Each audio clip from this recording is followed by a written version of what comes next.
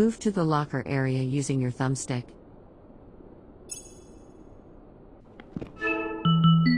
Equip your personal protection equipment.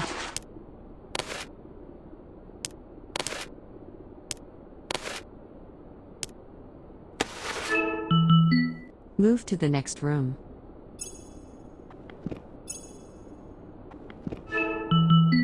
Grab your tool belt.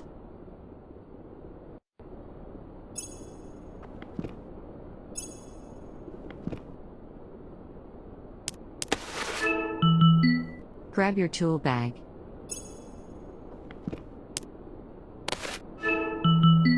Move down the hall to the exit area.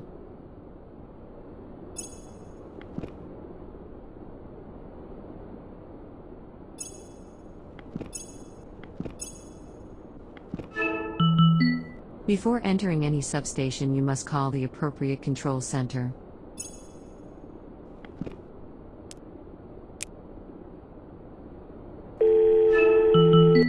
Proceed out the door to begin the next part of training.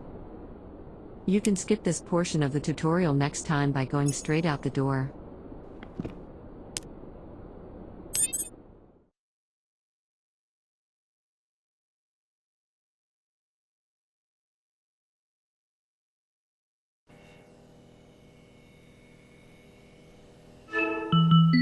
Welcome to the Substation training module.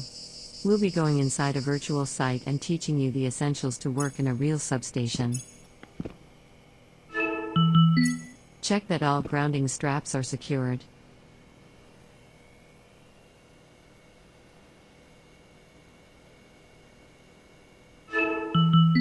Check for unauthorized entry. Do not enter the substation if any signs of unauthorized. Unlock and open the gate.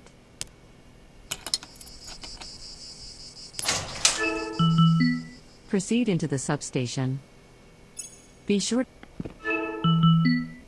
the gate is relocked to prevent unauthorized entry.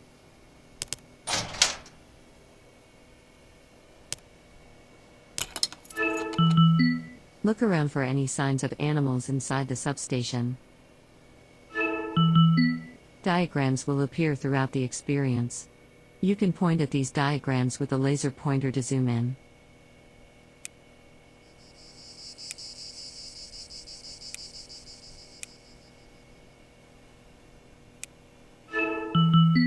Proceed to the next marked zone.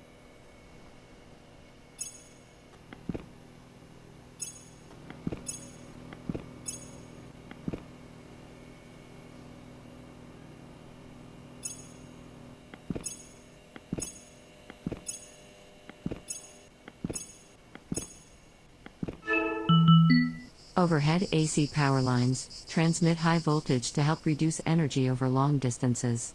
The higher the voltage, the lower the current. The lower the current, the lower the resistance losses in the conductors. And when resistance losses are low, energy losses are low also. Proceed to the next marked zone.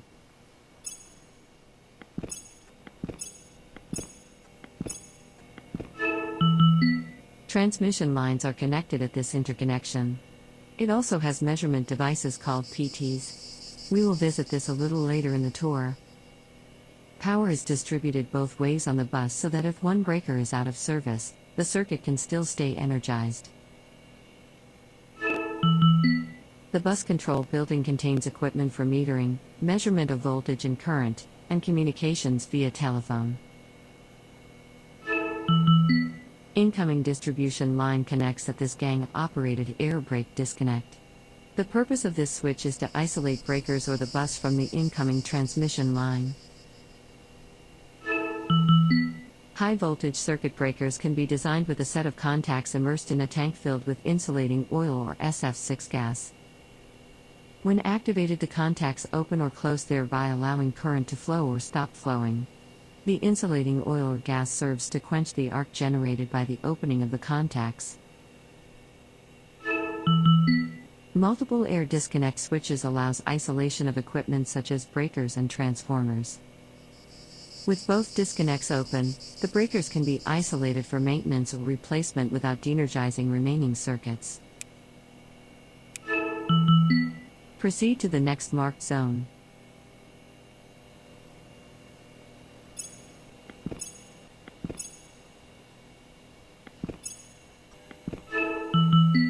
Current transformers, also known as CTs, are used to measure alternating current. Potential transformers, or PTs, also measure an aspect of power supply.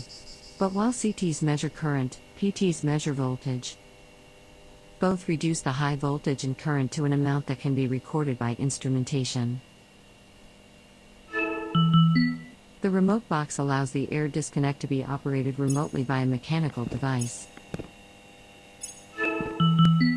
This branch-off feeds two different substations after 5 miles of transmission line.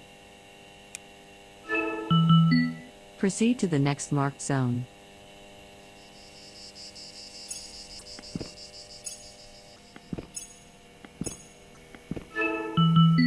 The distribution power transformers perform the necessary voltage transition from transmission, or subtransmission, voltage level to a level suitable for power distribution. Transformers have two windings, being the primary winding and the secondary winding. The primary winding is the coil that draws power from the source. The secondary winding is the coil that delivers the energy at the transformed or changed voltage to the load. Usually, these two coils are subdivided into several coils in order to reduce the creation of flux. This set of air disconnects allows isolation of the 115 kV transformer. This line continues on to feed two smaller substations. Proceed to the next marked zone.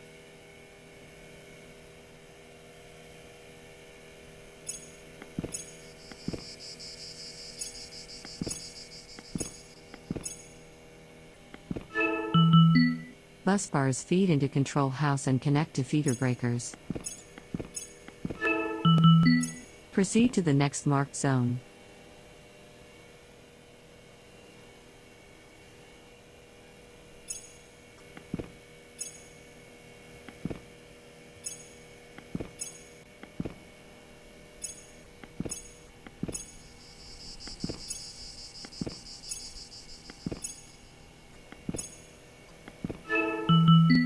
Cap switches can be manually used to isolate capacitor banks from bus. Capacitors are used to control the level of the voltage supplied to the line by reducing or eliminating the voltage drop in the system caused by inductive reactive loads. Proceed to the next marked zone.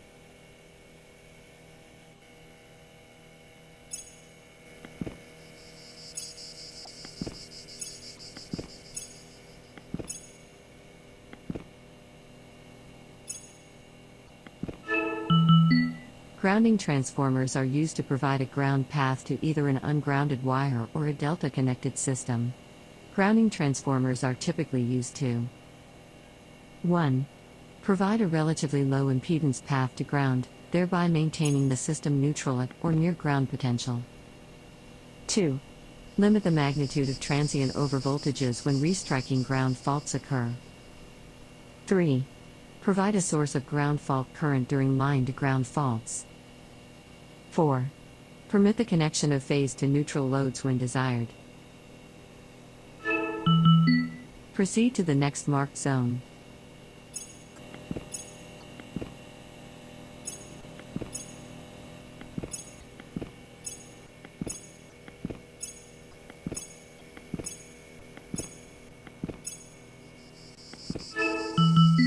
The underground connection points back to the building. These switches are if you have to work on this capacitor bank system. You can close these switches manually and it will ground out your capacitor banks and the frame.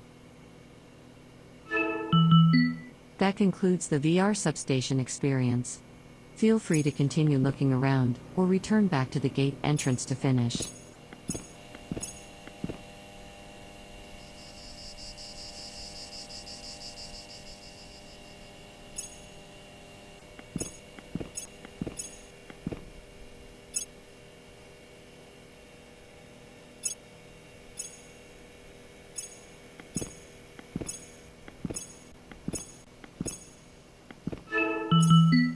Exit the substation, and securely lock the gate.